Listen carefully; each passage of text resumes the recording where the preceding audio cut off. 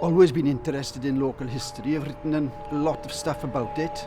I came interested in psychic phenomena 40 odd years ago, where I started publishing stories, anecdotes that people had given me from their experiences in a variety of newspapers and magazines. Culminated, all those years on then, in the publication of Haunted Neath, which was done by the History Press in Gloucestershire.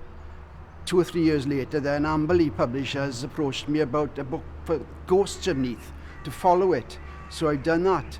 Sarah Mabry Thomas, since she's been employed in the Victoria Gardens, started organising historical walks in Neath, and of course last Halloween we did ghost walks. We did 3 of them on the one evening.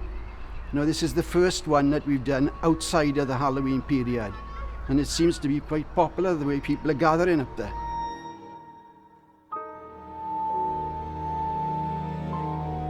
A person ran down the stairwell on a Christmas or a New Year's Eve and bolted out into the road. She was dressed in black. She just disappeared. Along one of the corridors adjoining the bedrooms on the first floor, a young maid has been seen looking out of the window, lamenting to a man sitting on a horse. They were clearly hunting. She, it transpired, had been made pregnant by this person who had rebuffed her. She consequently hanged herself on that particular spot. And it's in that corridor that one of the proprietors of this place said, I will not go near the place there at night. In the basement, there's a bricked up tunnel we believe leads to the River Neath. And we believe again, maybe rightly or wrongly, that illicit wine was brought up from the port of Neath into the Castle Hotel for distribution.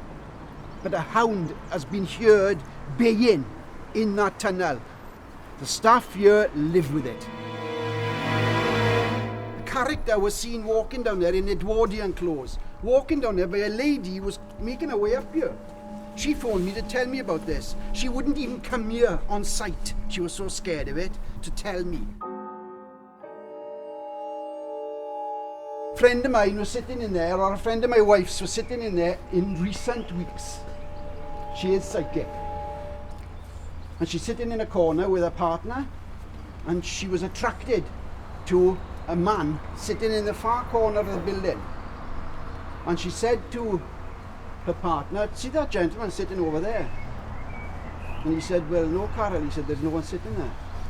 And she looked, and he was sitting there, and he went like that to her, as if to say silent or be secretive, say nothing. And with that, he stood up and he disappeared. 2001 in Liverpool, not in Neath, unfortunately. My wife's son took us to the Maritime Museum, the best in the country, in the Albert Dock. It is brilliant. And we split up when we were in there. It was very crowded. It was a Saturday afternoon, so I'm on my own. Joy and Stephen had gone off some other place in the building, and I saw 20 yards from me a guy dressed in a top hat, a red or pink jacket, reminiscent of huntsman. He wasn't, of course. Breeches and boots, carrying a cane, and he rapped the cane against his boot, and I can hear the thwack now. And I was staring at him, and I didn't know why. His hair was powdered, his face was powdered, as though made up, typical of, say, the 17th or 18th century, and slate blue eyes, and I can see those now. And I thought, what a wonderful idea.